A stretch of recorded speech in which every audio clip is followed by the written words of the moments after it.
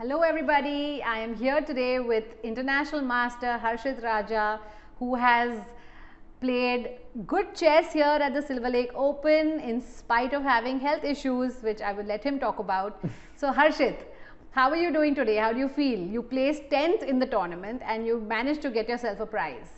Yeah, hi. First of all, it was an interesting tournament for me. Um, it, I kind of had a good start. I was 3-3, and then I was playing an IM from Serbia named Markovic Zoran, and I had a really good position. Everything was going smoothly, as you could see from the transmission, until a point till where it was working.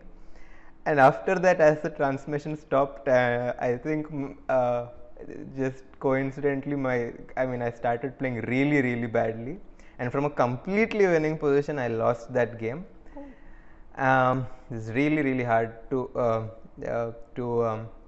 move on from that, but I knew that it's bound to happen, and I just took it one game at a time after that, and oh boy, that must have been hard. Yeah. How do you come out of it? What do you tell yourself? Yeah, to be honest, I don't know, but for the ones who know me, they know that I really love all sports. I watch a lot of sports, I play a lot of sports, and I've seen this in not just chess but in other sports, and it's always not easy to take the loss, take the defeat, but it's gonna happen at some point, and it's that all you need to do is just move on and focus on the next step. So do you not analyze the game that day? I mean, the thing is, you don't have to analyze it because you kind of know in your hindsight where you went wrong. So some prefer to analyze it, some don't. If I know where I went wrong, I usually don't go over it. You just forget about it as a bad dream and move on. Yeah. And then the next day, do you have jitters? Okay, so this time it was so bad, I was so winning that in the fifth game, even though I was completely winning, I was still and my opponent was not resigning, so I was like, I think he is not resigning because he saw the game, my previous round game, and I was getting deja vu, but yeah, it's kind of. Oh, yeah. So the opponent was trying his luck. Yeah, chalo, maybe Harshit is not good at end games, so I can kind of come back, but yeah, no. So then fifth game onwards you won. So what was the best game in this tournament for you? I really liked my game with Sedlak. It was not a very long game, but it was short, but it was short and fantastic. Yeah, it was a nice game. I knew that Sedlak is a very strong opponent, but he has some problems in the opening, and I was white with him, so I knew that I had to capitalize on that. So I didn't prepare much because, as you mentioned earlier, I had some health problems. I was just trying to take some rest and. So for those of you that don't know, I'm sure you must be wondering what health problems he has. Well, Harshit managed to get food poisoning after the fourth round or fifth round, right? Yeah. And we've been, as parents, everybody's trying to figure out medication for him, and he's played such good chess after he actually fell sick as well, which is highly commendable. So, but yeah, one thing I would like to mention is that our Indian community of chess is so tightly knit and so good that as soon as people knew that I was not feeling well, everyone was ready to offer their hand of help, and it means a lot for sure. And at any point, if someone else feels the same, I'd more than happily reciprocate that.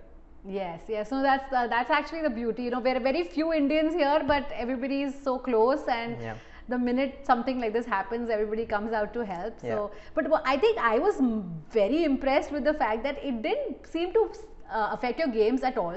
I mean, when I heard that you have food poisoning and that you are having to go to the washroom so often, and you're still playing good chess and you're coming out winning your games, so I think that's hats off to you for that. Really requires a lot of mental strength and physical strength as well to go through this. So why don't you analyze your game? So my game with Sedlak, as I said, I didn't prepare much. I was just trying to focus on feeling fresh. So I started with e4, which I almost usually do, and he played c5, knight f3, d6, takes, knight f6, knight c3, knight c6, so the classical variation. I replied bishop g5. He played bishop d7, which is kind of an old line, but from what I had checked, he had some games in this line. So I saw Queen D2. He played H6, which is also kind of an old line. And nowadays, the problem with playing these old lines is that the newer engines don't fully refute it, but show a much better way than the older engines used to.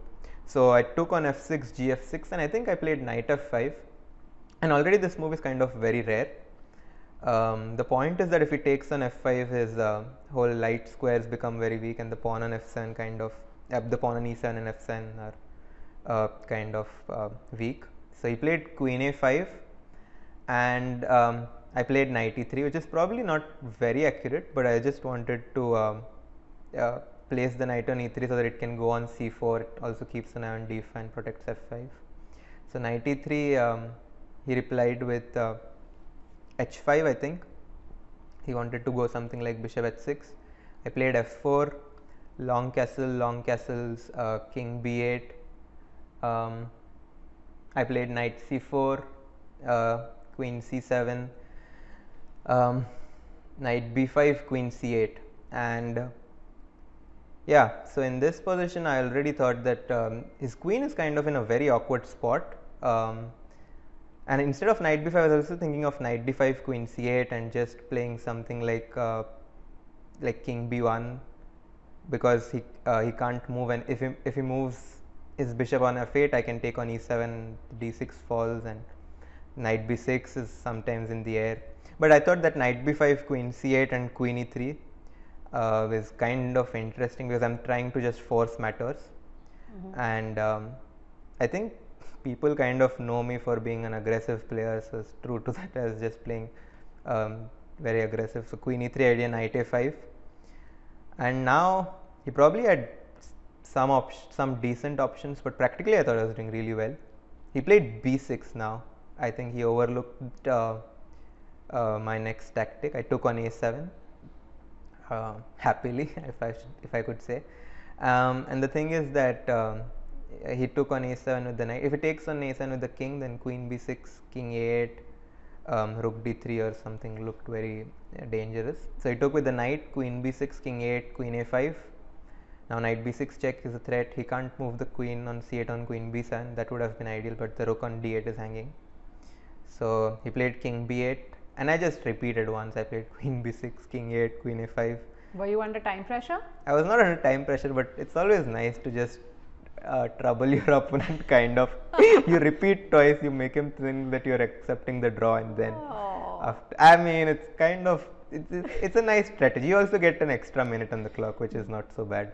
That's what I thought you would have tried it for, but you're vicious. I don't know. So oh, that's funny. So I Queen B4, King. Yeah. So after King B8, I have Rook D3.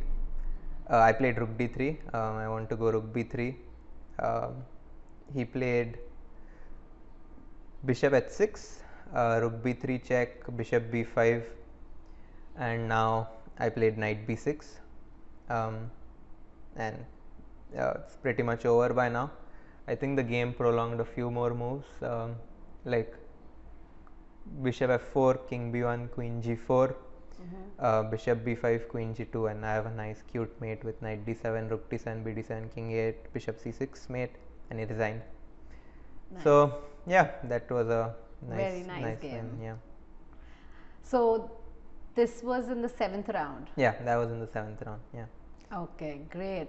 So it must have felt so good to come back and get all your positivity back after that one loss after a completely winning position, right? To be very honest, I felt bad for some time, but I've been reading this book about the magic of thinking big. Okay. And so I've been trying to follow that. Just that your thoughts are like what you think you attract. Yes. So I was just trying to keep positive thoughts and take it, like, not let that get negative thoughts in my mind. Just being positive. That brings me to a very important question. You've had your chess career since you were 7 years old, right, Harshit? You've played under 13, under 14. You've won some medals for the nationals as well as Asian. The journey is very long and it's very hard. How do you keep yourself psychologically strong to keep going? Because it's easy to quit, right, when things are not going well for you. Oh yeah, it's so easy to quit. Yeah, I mean it's kind of unfair how starking of a difference there is between quitting and keeping on going. But yeah, I mean it's just I don't know. When you like something so much, you never really think of quitting. And at the end of the day, uh, this I'm going to play chess for my entire life. So a small bad result here and there doesn't really affect anything because I will have. I mean, I still have a very long way to go. And right. Yeah. You have already got 2 Grandmaster norms. You're just waiting for your third one, right? Yeah, I actually came very close in one of my previous tournaments in Serbia. Is that right? Where have you been before this? I know you've been in Serbia for very long. Can you just walk us through your journey here? What day did you land here in Serbia? So I think I came here as soon as my summer break began from college. Okay. I came here for a round robin tournament in Banja Vrujci in Serbia. I actually played 3 of those. I won the first tournament there. I scored 6.5 out of 9. Unfortunately, I was just a few points half a point away, is it? Yeah, I also 6.5 is generally enough, but the rating average was just below the threshold of 7 points, so I couldn't make it there. Okay. In the next tournament, I had to win with 2300 with black. I was on 6 by 8, and I tried for a win, and I didn't take a draw, and I lost, but that's fine. Wow. So yeah, I came a bit close, but yeah, I'm not really thinking too much about it. Just trying to play good chess and enjoy, because I've not played from such a long time. I know, and the pressure of that norm can make you do crazy things also, right? I mean, yeah, your decisions on the board can be very different depending on that half point that you need. Yeah, that's why I try to not think too much about it, because GM is not the end of the road for me. Absolutely, and the GM title will come following you once you forget about it. Yeah, that's true. So you mentioned that you got a break from college. So where are you studying right now? So I'm in University of Missouri. I'm playing under the chess team, and I'm also studying. I'm pursuing economics and finance, a dual degree there. Yeah. You finished your first year undergrad. Yeah, so I just finished my first year. It was nice. I got a good GPA. How it must be so hard to do chess and maintain a good GPA, right? I mean, it's not easy, but it's always something I wanted to do. I always wanted to strike a balance between those two, and because I think it's important to strike a balance between those two. And study as well as do chess, right? Yeah. But don't you feel somewhere that it might slow you down a little bit? Yeah, it could potentially, but I also give enough importance to academics at this stage of my life, and I think that I should try everything, and not just completely devote myself to chess. Yeah, I think the main takeaway here is it's not a race against anyone else. Yeah, you run your own race.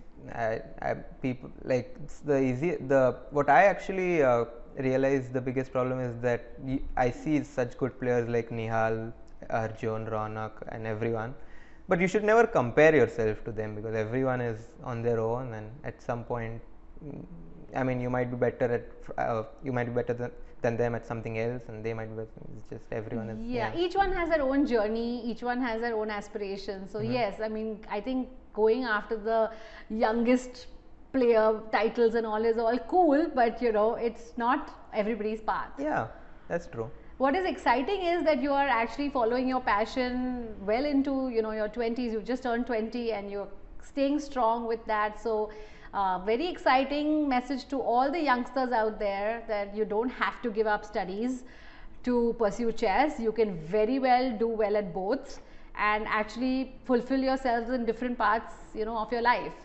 Yeah. So with that, I would like to thank you very much, Harshit, for your time. By the way, are you playing any more tournaments after this? Oh yeah, it's still playing 3 more tournaments. I'll be playing Benask starting in the next week. I'll take a break after that, a much deserved break, and then I'll finish it up with BL and Riga before going back to US for my fall semester. Okay, so your BL and Riga is confirmed. Yeah, BL and Riga, and then I'm good to go. Excellent. Well, we wish you all the very best, Harshit. Thanks so much. Take care of your health and play well. Thank you.